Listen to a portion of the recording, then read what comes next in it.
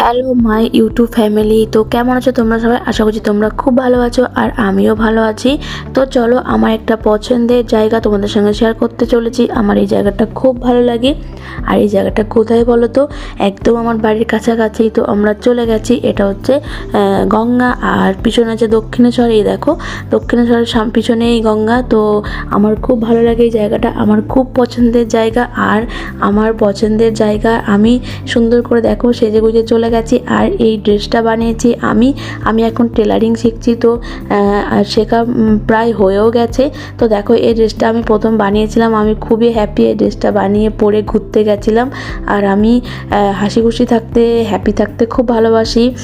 তো তোমাদের কেমন লাগছে ভিডিওটা জানিও, আর সাবস্ক্রাইব করে দিও।